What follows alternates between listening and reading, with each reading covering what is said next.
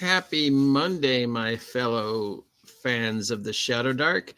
It's about 7:30 in the morning here at Site B, and it's me, the OGGM, coming to you on the last day of Mega Power March.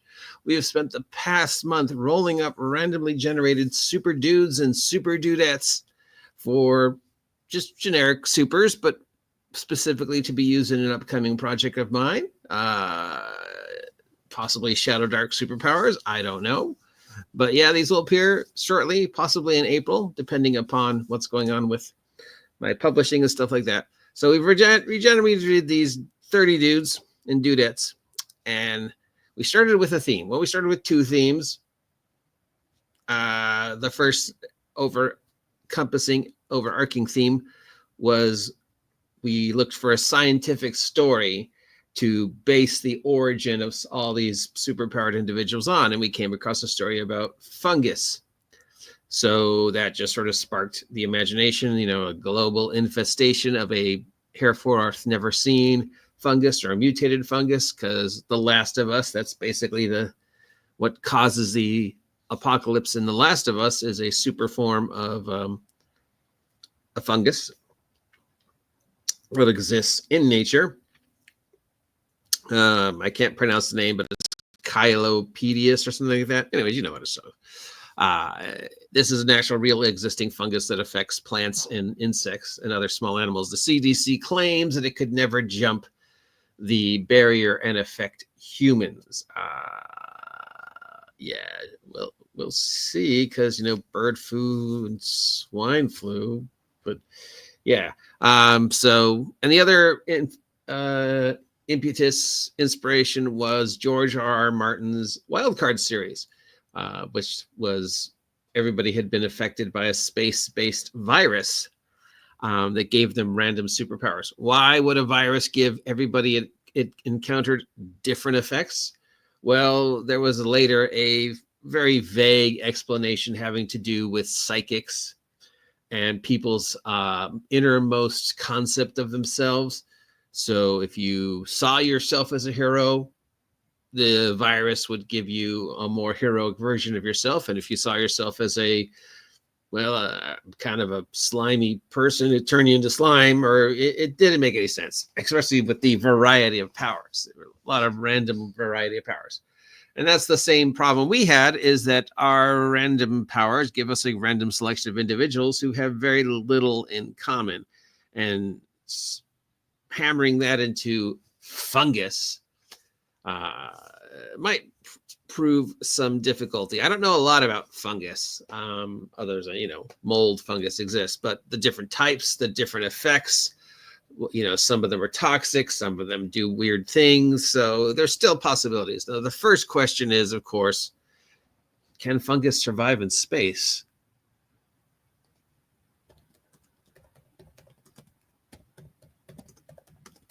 So fungi can survive in space.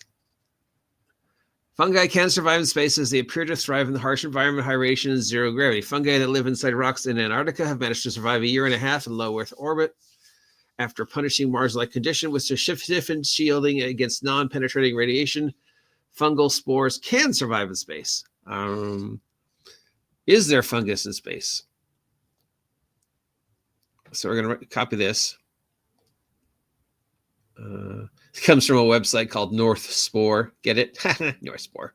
That was funny.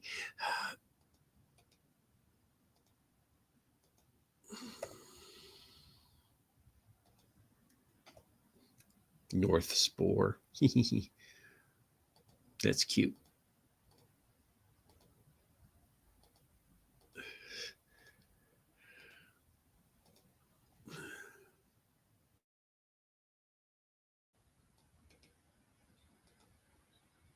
I'm copying this. That's why you hear all this clicking.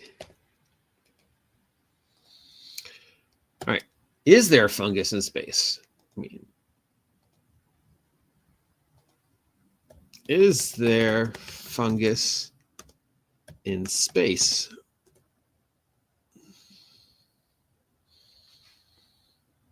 There is a theory called panspermia that suggests that microscopic life forms such as bacteria, fungal spores, and other microbes could be transported through space and land on another planet. However, there is no conclusive evidence that fungus are originally from space. A study of bacteria and fungi taken from the International Space Station reveals microorganisms similar to those found in busy public spaces on Earth. So we have found fungus in space, but it looks like we brought it with us. So hypothetically, there could be fungus in space. We know fungus can survive in space, but we haven't found any fungus. I think we've found microscopic organisms, right?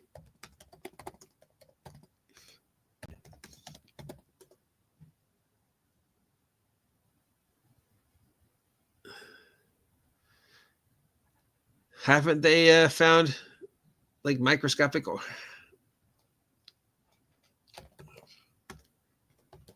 am I imagining?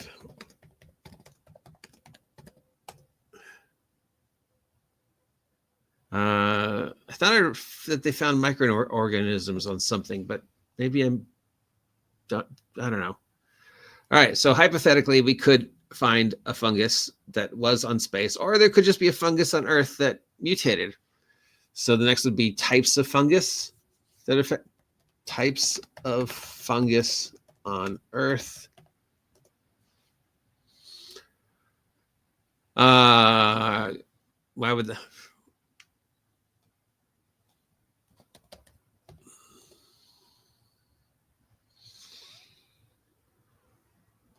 so there's yeast, rust, molds, mildews, mushrooms.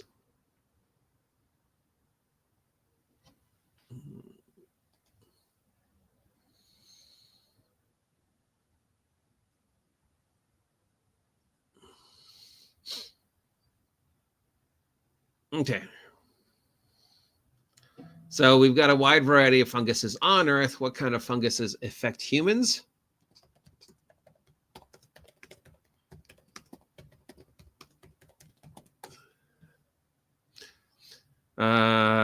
So we've got a good selection. Now, obviously, there's nothing in real life that gives you superpowers or close. So let's look at the characters and see what we can string together based upon what we know about fungus. So the first character we made is Vector, who had the spirit fusion, astral projection ability to go into the spirit realm and merge with spirits to give their own powers temporarily. Okay, so that sounds like magic mushrooms to me, right? We know that there are mushrooms that can give you a very powerful hallucinogenic trip, and that there's a long history of sweat lodge, shamans, vision quests inspired by taking basically magic mushrooms. So Victor works. The next character we had wall crawling and induce fear. Okay, well, a fungus that can give off pheromones. We know there's funguses that smell really bad, that make people see things, that make people sick. So the ability to induce fear doesn't really feel that weird. Wall crawling, well, I mean, yeah, why not? Funguses can crawl walls, all these ones make sense. Then we got the third individual we made had prehensile hair and plant manipulation, and we decided the prehensile hair was vines and the plant manipulation was fungus. So that one's easy. Again, that fits. The next one we had was the character with shapeshift and reactive evolution, where basically the individual develops abilities to deal with the threats or their bodies learn from the experience.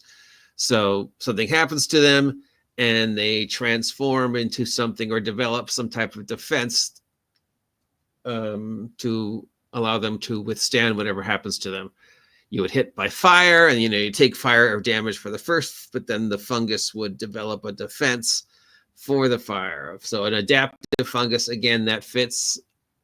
So far, all our characters that we've made can be explained with the fungus affecting them. I think we need to have the idea that the fungus has a basic ability that affects everybody the same. And then to explain the randomness is just how the fungus interacts with your body. So you get sick, there's a chance you die. The fungus obviously has some type of psychotropic effect that causes people who are generally kind and heroic to become more heroic and willingly put on, a costume and fight crime, and people who are generally more slimy and villainous to become more villainous and become criminals. So one of the effects of the fungus would be that it obviously brings out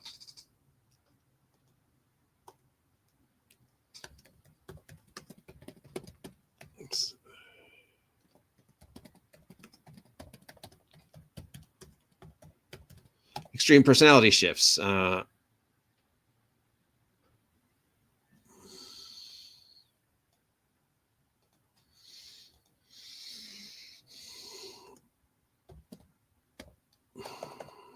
Villainous individuals become more villainous. Heroic individuals become more heroic. Then we have characters with like flame powers. We have a character that had our first flame power. Now, can we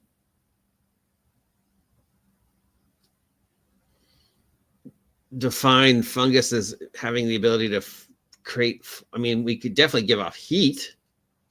That feels like something a fungus could do, to give off extreme heat. I don't know about fire.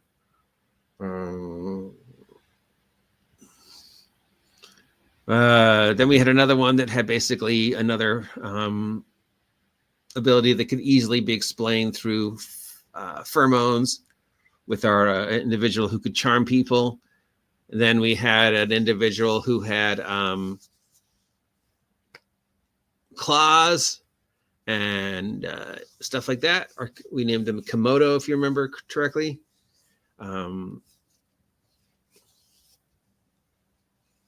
And again, that seems all like within fungus abilities. So far, the only one that really doesn't make sense is the fire character.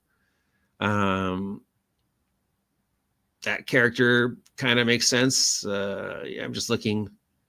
We have a couple individuals who have necromantic powers, if you remember. But okay, The Last of Us, right? That's the whole definition of The Last of Us. It basically creates fungus zombies. You ever hit character we made that had like rock form, if you remember? That was character number 11. I don't know if we rock form, we could, write it up as like the fungus creates a very hard shell around them.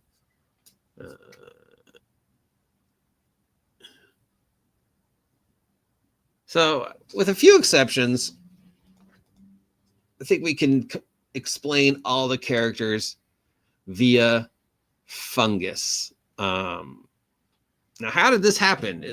We either say that the fungus came from space and feels very wildcardish, or it's a fungus that existed on Earth already and something caused it to mutate. Another possibility is it was an artificial fungus created in a lab, a bioplague that went wrong for whatever reason. Maybe we realized it's probably easier to develop a bioweapon using pre-existing fungus than, say, something else, nanites are too weird. We can't really control them.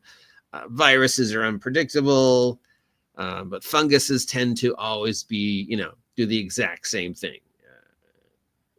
Very rarely does a fungus mutate. Viruses mutate all the time. That's why you have to keep getting flu shots every year, because the flu virus mutates and changes. So the scientists decide, we're going to make a bioweapon using fungus because it's easier to manipulate and it's easier to control, and it has less random side effects. Or so we thought, but then something goes wrong and the fungus gets out and it's not, ready yet. And people start developing these extreme personalities, and then slowly they start developing superpowers. Now, the other thing to consider about fungus is funguses as living creatures can die. And being infected by a fungus usually has negative side effects. So that's something we have to think about too. Does getting these superpowers shorten the lifespan As the fungus goes through its stages of evolution, does it eventually die, killing them? Does it transform them slowly as the fungus goes through its lifespan? What type of negative effects does the fungus have on these characters?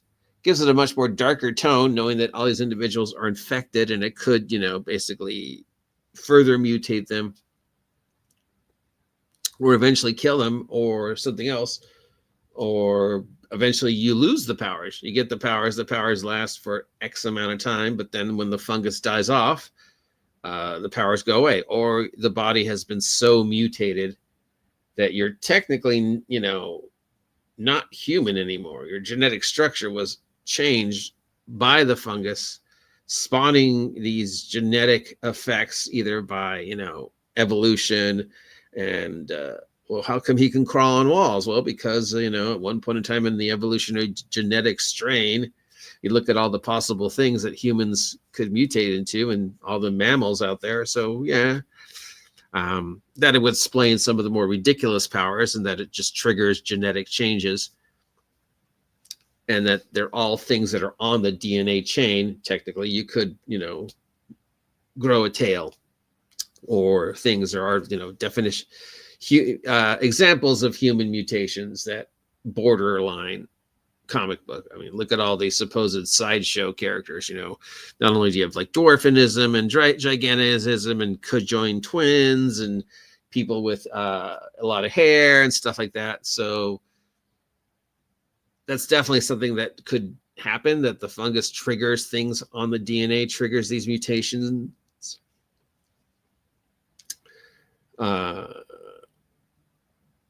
Which explains pretty much everything. But again, does our fungus have a lifespan? Or are these changes permanent? But yeah.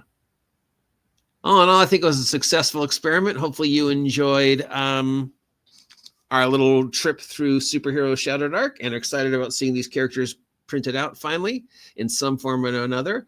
If you want to hear me do this again next year, let me know. If you've got another project you'd like to see me experiment with, let me know. Till next time, I'm the OGGM, and thanks for joining me on this Mega Power March. Yeah, it was fun. I had fun. You had fun? Hopefully you had fun. Under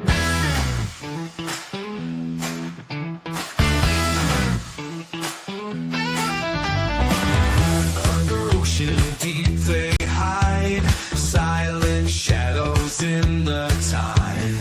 Fins like blades cut through the dark. Here come the ninja sharks. Ninja sharks!